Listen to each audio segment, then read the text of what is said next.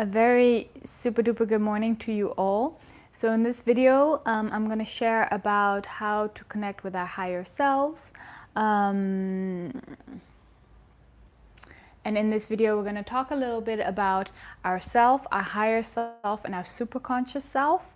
What are the differences?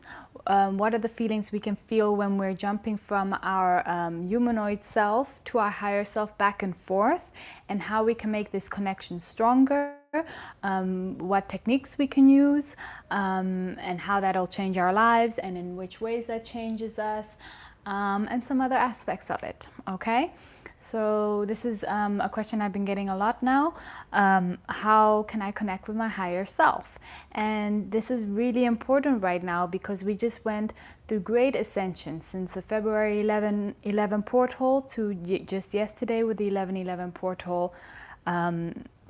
So now we've gone through great change, great ascension, great teachings, and it's time to apply it. And during this time, we may have felt really good and then really, really not well, and swinging back to forth of, feeling lost and down and not happy, and feeling really well and strong and powerful and amazing. And that is when we're connected into either our lower self or our higher self. That's the difference. But the idea is to have our self, our humanoid self, our self in the third dimension, and our higher self, our celestial self in our fourth dimension, to combine, to balance out, to join. So we don't leave one behind nor the other. We don't just only work with our higher selves. No, we are both, but we are both equally. And then we won't be swinging from great highs to great lows, because we are both at the same time always. Does that make sense? So as I'll explain this more, I think that'll I'll be painting a more understanding picture. So if you have watched my videos before, I keep on mentioning about the Ascension Trinity, which we see here. If you haven't, then in the Dreamtime video I explain a lot about this Ascension Trinity as well. So yes, we have the third dimension and the fourth dimension, right? Our third dimension is connected to our masculine, to science, to linear thinking, to the ego, to I, to self, to thought, the masculine way, the third dimensional way. This is the matrix where we've been living in most of our life, okay? Now my higher sources, we call it the humanoid. It's the humanoid self. The fourth dimension, or fourth density, is connected to our higher self, connected to what my higher sources call the celestial self. So it's connected to the feminine, to spirituality, to intuition, to non-linear thinking, to feeling, feeling into things instead of thinking into things, the higher self. Now, then on the fifth dimension, we're going through this ascension process where we're right now going from the third dimension to the fifth dimension, as a collective, as a person, as the world, in many different layers, right? So on the fifth dimension, we have, this is beyond the sexes, okay? The fifth dimension is science and spirituality joined and merged together. The fifth dimension is timeless. There is no linear or non-linear, it's timeless. It's the superconscious, connected to the collective consciousness. What my higher sources call the one truth, okay? So again, to get to the fifth dimension, we need to balance out the third and the fourth. Right now, most of us have been living in the third dimension, and for the first time we are connecting to our higher self, our intuition, our feminine side, etc. That is great, but we are not just to live only in the fourth dimension. What is necessary now is to balance out the third and the fourth together. Sure, once we started to understand about feeling and our spirituality and all of these things, we go really deep in it because it's new and we get to know it. And after we've, gotten to know this side of things, then we can start to come back and balance the third dimension and the fourth dimension together. We don't leave the self or the humanoid self out of the picture, because if we only are connected to the fourth dimension, then we cannot be here on this planet. We need to be connected to both. And that balance point of being connected to both is different for everyone, because everyone has a specific path, right? There's different balance points within this, specifically tailored to you. Okay, so once these two can balance out, then we can actually start to connect to the fifth dimension, to the one truth, to our super consciousness. Okay, so this is a process. The process is, number one, we started in the third dimension. You know, we started in the matrix, just left side of the brain thinking, masculine way, structure, linear thinking, etc. Then you may have had some amazing fourth dimensional experiences, some higher self experiences, some experiences of intuition, love, spirituality, etc. All of this stuff. So now we're flinging sometimes from our lower selves to our higher selves, back and forthing. This back and forthing, I'll talk a little bit more about that in here in a minute, but this back and forthing can be quite uncomfortable at times, okay?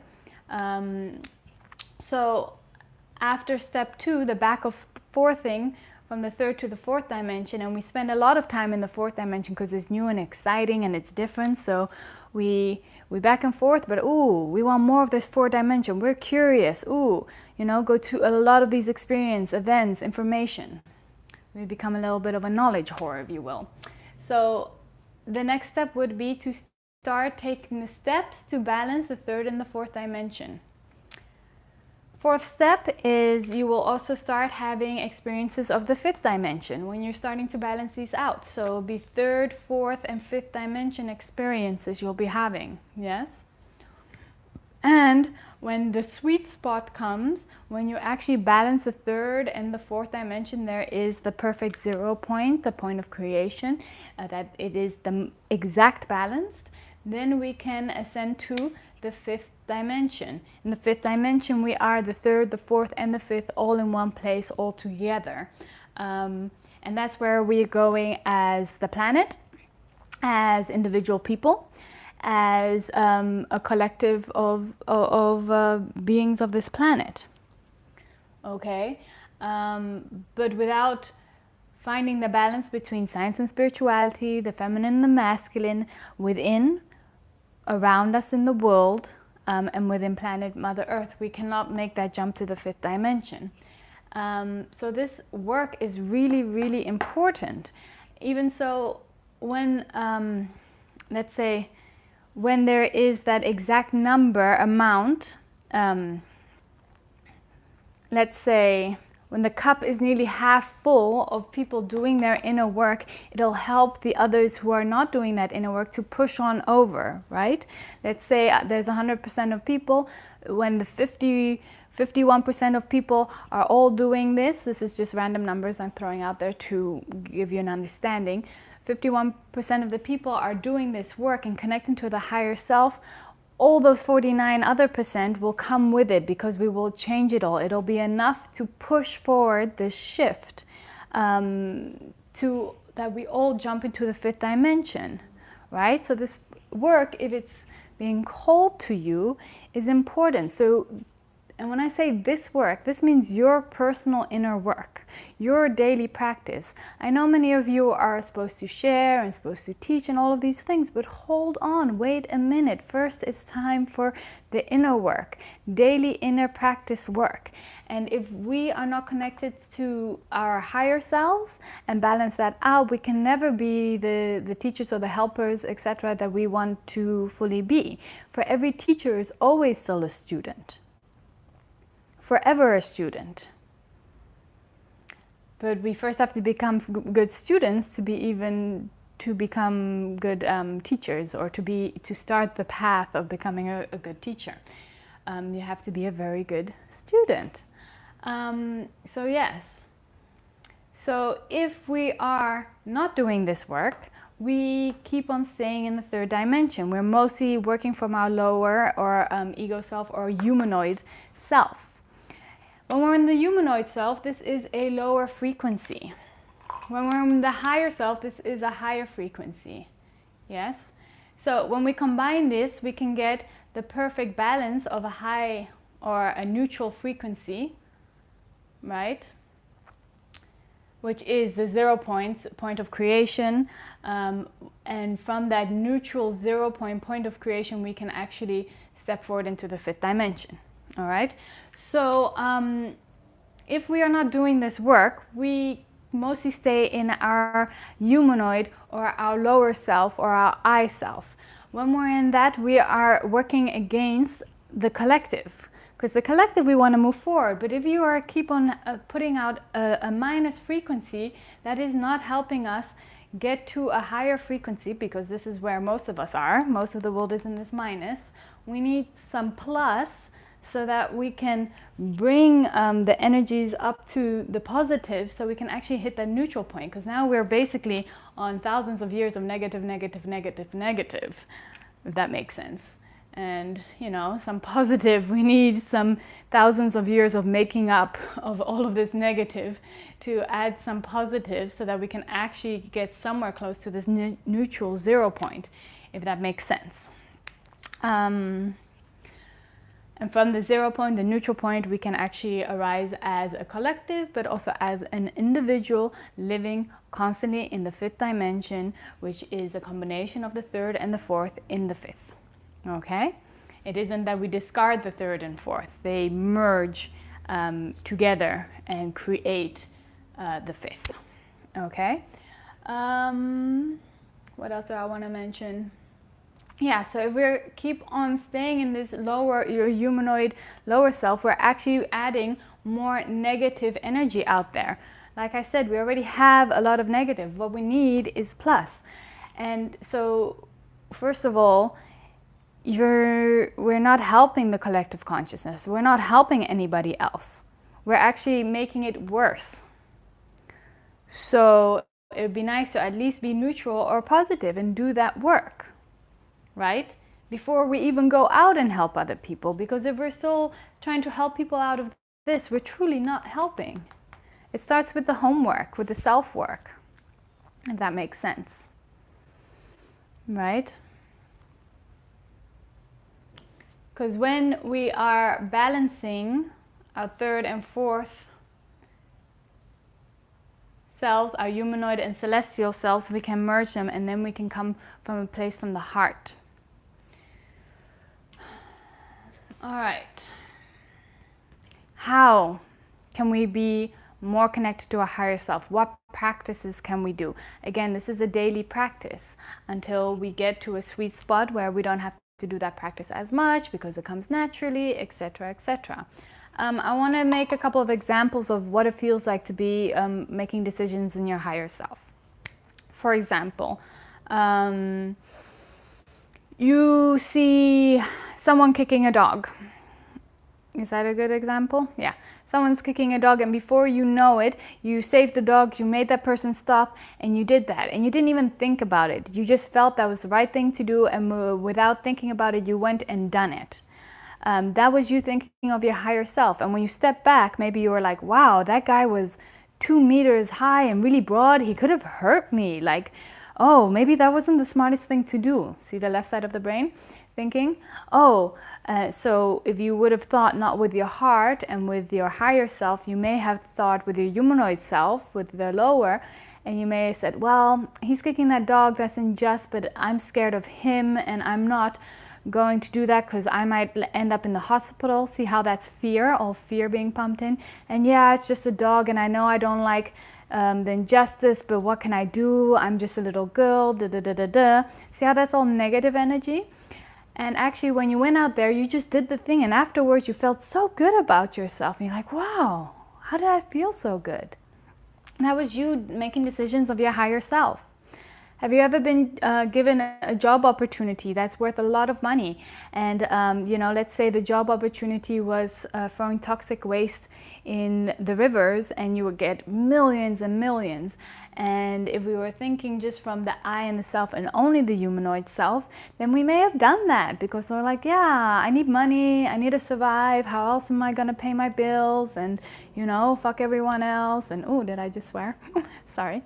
And yeah. But when we're from our higher selves, we may have said, no, I don't want that job. Thank you.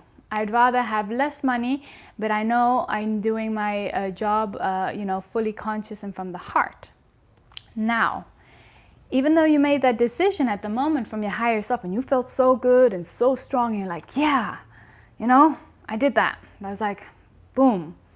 Maybe 3 months later, we're feeling very low and we're not feeling that great. And now we think about that opportunity. We say like, oh, why did I turn that opportunity down? I could have had millions by now. I could have been fine and all of these things. But when you were thinking that, you were thinking from your lower and humanoid self. But you know that your higher self thinks different. See? So during this whole ascension period, if you will, we're flinging back and forth from our higher and lower selves depending on our mood, and this can happen thousands of times during the day, especially in these last, you know, 8 months, 9 months. Just flinging from higher to lower, confused, happy, unhappy, etc., etc. Not being sure, being very sure, feeling fine and magical, and then feeling low as heck. And that is us jumping from our humanoid and celestial selves. So if we're not making any effort or practice to join these, to join them, you know, with the infinity design, to harmonize them, to balance them, we're going to keep on feeling this like flinging from one side to another. It's like jumping into a freezing bath and then into a boiling bath. Freezing bath, boiling bath, freezing bath, boiling bath. But what we're trying to create is a lukewarm, very nice bath in the middle with both, right? And so this back and forth can be very disharmonizing. It can really hurt our brain.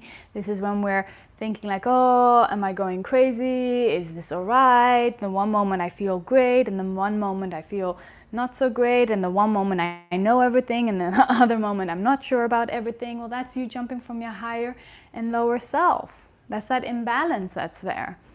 It's like having two personalities within you. You know, and you're like, oh, now I should do this. No, now I should do that. I'm not sure. Left, right, right, left. So this is the importance of balancing this out. Okay, so what does it take to connect more and more so on a more full-time basis with your higher self? It's daily practice, dedication, and yes. So we could start, depending where you are in your level with, you know, your meditation practice, your self-practice, but it starts with, we can just do a meditation, connecting with our higher self. So I have a video that I already posted about a guided meditation connecting to your higher self. So you can do that multiple times. Get to know your higher self, visualize your higher self, give it even a name if you wish, if that feels right to you, don't have to, but get to know your higher self as this separate person from you, because right now the higher self is separate from you because you're flinging back and forth from the one to the other. So being able to separate and say, oh, this is my higher self, give it, you know, a visual in whichever way you want, what works for you, you know. And by understanding that right now there is a separation between you and the higher self, then we can start doing practices where we start to communicate with the higher self, talk to the higher self,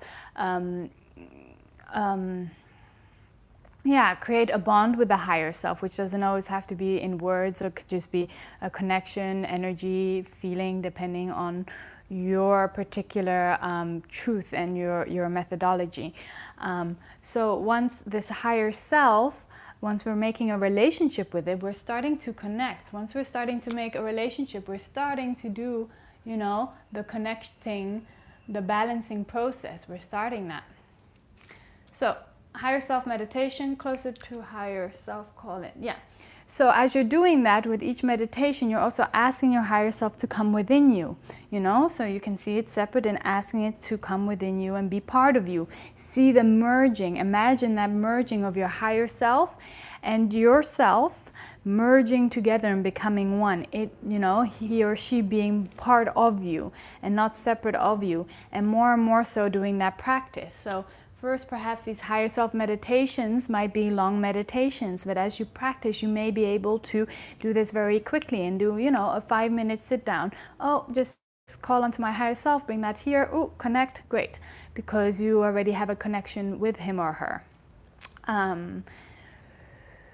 You could even write about your higher self, write a poem about your higher self, or I even drew a photo or a drawing of my higher self, and so I could see my higher self, and then every time I saw that drawing that I had made, I could connect the higher self into the now, into the present, into the here. So yeah, we can draw it or make a symbol or express something, or a devotion or a prayer to your higher self even, you know. Create something for your higher self if you wish to, if that sounds good to you. So creating a bond. Imagine you're meeting a husband you're wanting to marry. Well, most of us, or a wife, we're wanting to marry. Well, most of us, before wanting to just marry a different person, we want to date, we want to get to know them, we want to know how they look and their face looks, and not be surprised on the day of the wedding. Oh yeah, that's what you look like, right? And when we're marrying, we're creating a bond. So we are, in sense, we are bonding, or we are marrying our third dimensional self and our fourth dimensional self, our humanoid with our celestial self. And thus, we have this dating period, getting to know each other, meditating together, listening to each other, all of this stuff. It's a process. It's a process. It won't be forever, but during this time, you get to know each other, you know. After you've had so many dates, it doesn't really become, you're not dating your boyfriend anymore, but you're not going out on a specific day, but you just are together and you're just hanging out, right? Yeah, so it takes a little bit of a connecting period. So taking the time to merge into yourself, and then taking the time to stay in the heart. So the heart is naturally, you know, this neutral or 0 point I speak of creation. Our heart within our body is actually a torsion field, is where the torsion field starts. It's actually where we can create the 0 point within us. The other one is within the womb. Yes.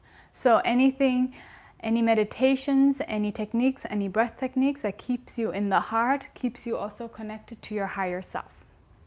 Okay, so that's why in the meditation I shared with you, we first do connecting with the heart, and then we go into connecting with the higher self. So once we have started to build this relationship with it, and this would be a daily practice you want to do again, later down the line, it would be wise to practice our relationship with our higher self.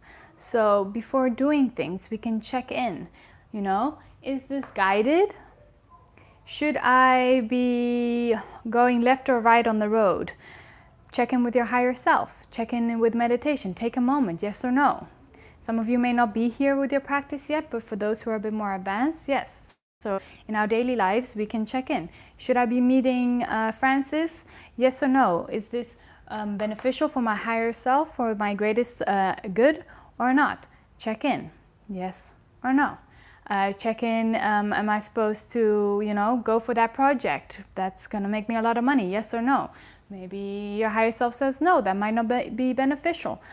Doesn't mean you have to listen to your higher self, you always have free will, but perhaps it may be beneficial to start this relationship with talking to your higher self. See, we do not have a lot of had a lot of time in the fourth dimension with the higher self. Right now, we're getting to know that. So it's good to ask these questions, you know. My higher self, should I eat a heavy porridge or a light salad right now? Please help me with guidance. Ask anything. You can ask anything and everything, because you want to build that relationship. Now, as you start to bond your higher and lower selves, you won't have to be asking so much, because you just know more fully. And some of you may say, yeah, but I already know and I just follow that. Yes, but we can get a more high definition of a relationship by exercising this way, you know? So yeah, daily decisions that we make, we can check in with our higher selves and have that practice until we can just very clearly hear our higher selves. Perhaps in the beginning, while asking yes or no, our higher self may say, you know, should I eat potatoes or rice? Yes, rice. Very, very low voice. But as we practice it, and more so, we may get a yes, a heck yes, and you don't have doubt anymore. So it takes a practice. Maybe the first 100 times you ask a question, it's so faint the yes, and you're not sure if you're making it up or it's in your mind or not, or is this my imagination, and all of these stuff. Well, you have to get through that until you know, because after 100 times asking yes or no, and every time it was right, and every time they guided you the right direction, and the times you didn't listen to the right direction, you saw the results of that, well, then you doubt less, and then it doesn't seem like an imaginary voice in your mind, and then you start to build a very strong bond and relationship. You understand? And then as time goes by, you don't really need this guidance as more, because the merging and the bond of your higher and lower, or your celestial and humanoid self, is getting stronger and stronger, right?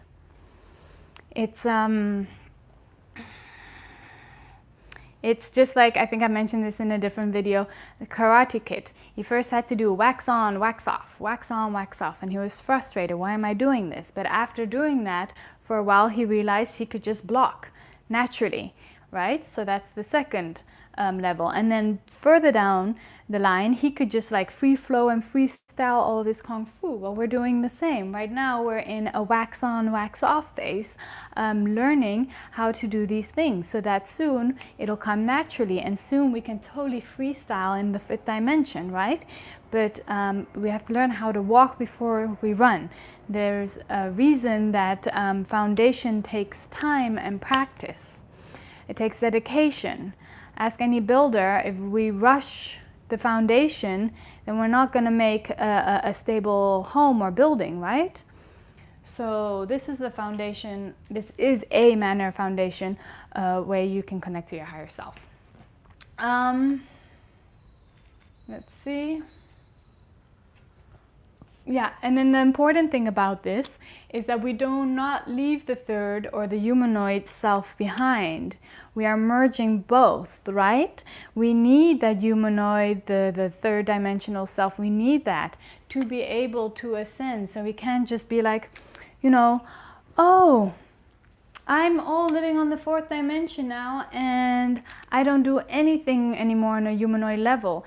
I leave that all behind. In fact, I'm burning all of my past and pretending it never happened. In fact, I don't even talk about my past, because in my mind, I'm kind of ashamed of how I used to be. I used to party and smoke cigarettes and do all of this stuff and be the craziest person in the world and go wild.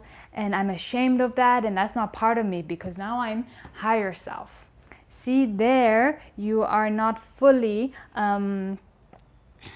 embracing yourself, not fully loving yourself. You actually cut half of yourself off to the side, and you are ashamed of it. You're putting it in a box. You're making a new shadow, if you will, a new box that you're putting all of that in, that you're going to lock so deep inside of yourself, and you will not be able to do the work, and you will not be able to ascend, because you are basically a half a person. Does that make sense? So we embrace the past. We embrace every hard moment. We embrace every moment we may not have acted from our higher self. We embrace all what the Matrix likes to call mistakes, but really those are our most important learning moments. My darkest moments, moments that I was really working out of a lower self, those were my greatest teaching moments. Those moments do not define you. It is what you do after those moments that defines you. Do you learn? Did you steal something when you were younger and then you felt so bad that you stopped stealing? Or did you just carry on stealing for the rest of your life? That's what defines you. That's what defines you, not the act itself. Your karma gets put away after you have learned that lesson. But if you haven't learned that lesson, you are building your karma up. If you're forever stealing, from the poor, and you didn't make the lesson that that's probably not right, then you're building up a lot of bad karma. But if you stole once or twice or 3 times from the poor, and one day you learned the lesson, you're like, oh, I'm not that person, I don't want to do that. Well, you cleared that karma, you learned that lesson. Okay? So give love and appreciation to the parts of yourself that made, poor decisions, because that makes you the man or the woman who you are today. We celebrate those times of hardship. We celebrate those times we made darker decisions. We celebrate the times that we were in the shadows, because now we truly know where the light is, how to be in the light, what it feels like to be in the light, because we have felt the dark. And now we know the difference. About balance, finding balance.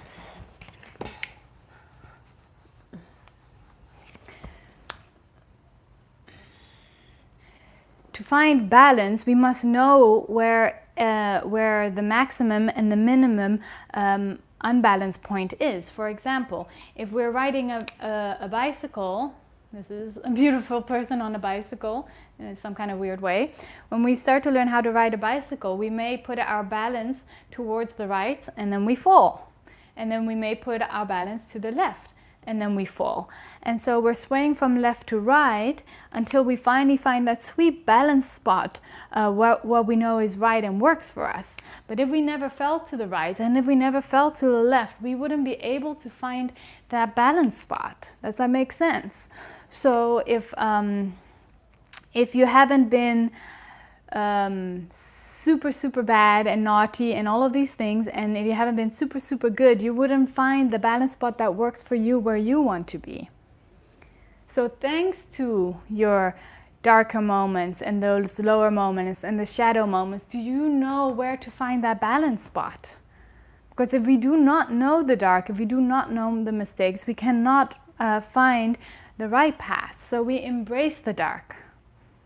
In the Western society, in the Matrix, we have been so taught to be afraid of the dark, to be ashamed of the dark, to leave our dirty laundry in the house and not speak of it, and not allow people not to share about it, and all of these things. But this is hindering us from our ascension. This is a beautiful way that they have kept us locked in this cage, is by us having they've programmed us to be an internal policeman, that we don't share our dark moments, we don't share the impure in us, right?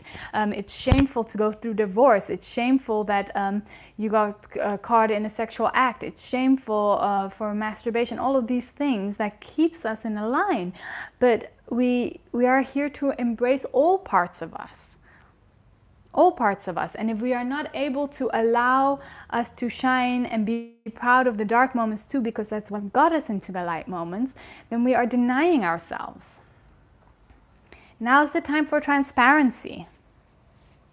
Now's the time to share. We have all lied. We have all stolen something, perhaps, most of us. We have all done something that, it was immorally not exactly right, and that's okay. And we forgive each other, but the most important is that we have to forgive ourselves, and then we can also have that forgiveness for others. We can have that, if we have that understanding and non-judgment for ourselves, we can have that non-judgment for other people and understanding for other people. But if we keep on hiding and locking that part of ourselves away, then the rest of the world is also going to do that. Well, then we're never going to get to the good times. We're never going to get to the balance, because we're denying that there even is a dark. Always saying, no, we can only find balance by only moving to the right. And we never fall to the left. Truly, how can we find a balance spot that way? How can we find balance? If you put You know, if you put a pen on this pen, you know, I got to find the right balance spot, a little bit to the left or the right. Yeah, and that's going to take some balancing. But if we deny that there's a right side and we only balance on this side, well, I'm never going to truly find the balance spot, right? So we embrace. So as we're going to the journey of our higher selves, we are also wanting to go on a journey of balancing our lower and higher selves. But yes, in the beginning, we'll be spending a lot of time with the higher self, with the fourth dimension, but then we also need to come back and balance the two, right? All right. I think this is all for now for this video. If there are any questions or comments, please leave them. I'm happy to answer them. And then I will be doing very soon a shorter version, guided meditation to connect with our higher selves. Yes, so much love to you all. Again, not everyone pictures the higher self as another humanoid being. It could be that it is a light or a symbol or sacred geometry. Really, there is no right and wrong. So in all of this, you know, what I'm sharing, find your truth, what works with your lineage and your connections, right? I happen to see her as a person, a humanoid person, and it's actually an ancient me from past times with turquoise wings, but we can all see them differently, right? You may see it as a pink unicorn, who knows? But that's up to you. There's no right or wrong. Really, this is just projections of our mind, trying to make a projection that is tangible for our mind so that we can connect these things. But really what it is just energy. Our higher selves is just forms of energy that are not totally connected to our present selves. So by giving them images or pictures, that is giving those frequencies or energies a projection of a more tangible or material illustration, if you will. And by having that material illustration, then we can connect it. And as we connect that in the more material or tangible way, then we're also connecting that on higher dimensions and also on the energetical and on, you know, up to an atomic level, if you will. Yes, so that's kind of like a very short explanation of like the psychology and the physics behind that, I suppose. Okay. So, sending you much love. I hope this video helped, and enjoy you and yourself. Bye.